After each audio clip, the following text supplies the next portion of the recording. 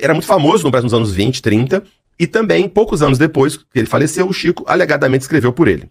E é muito interessante, porque o Alexandre ele leu o que o Humberto Campos escreveu, supostamente pelo Chico, e em vida, e ele viu que os textos do Humberto de Campos pelo Chico, eles faziam o tempo todo referência cruzada, bem sutil, a inúmeros textos do Humberto de Campos em vida. Tinha que conhecer muito bem.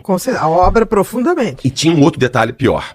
O Humberto de Campos, ele escreveu um diário secreto, em que ele botava as fofocas da época, escreveu em vida, um diário secreto das fofocas do meio intelectual, do meio artístico brasileiro. Só que tinha tanta fofoca que ele mandou colocar, quando ele morresse, no cofre da Academia Brasileira de Letras e ficasse fechado por vários anos lá.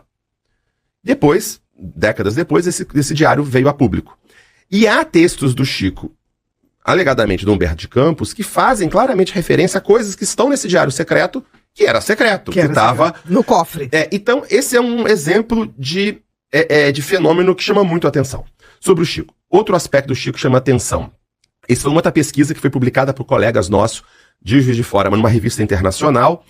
Nos anos 50, quando o Chico estava psicografando, ele falou sobre a glândula pineal, que é uma glândula que tem no nosso cérebro. Isso. Nos anos 50, se achava que a pineal não servia para nada.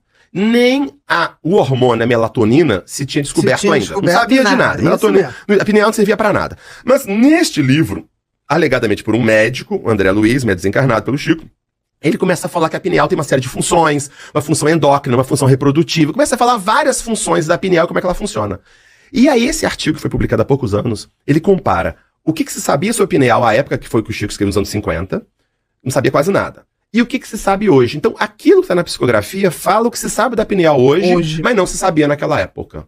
É outro dado interessante. E por fim, o outro dado talvez muito interessante do Chico, que a gente publicou, eu orientei dois pós-doutorados em parceria aqui com a USP, sobre as cartas psicografadas pelo Chico Xavier.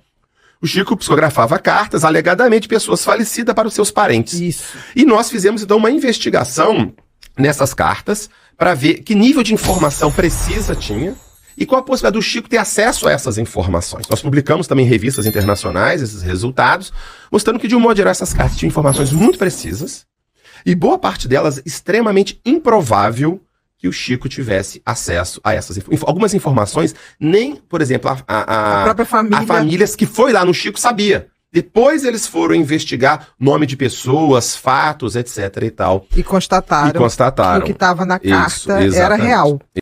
Canal Motivador. Inscreva-se, curta e compartilhe.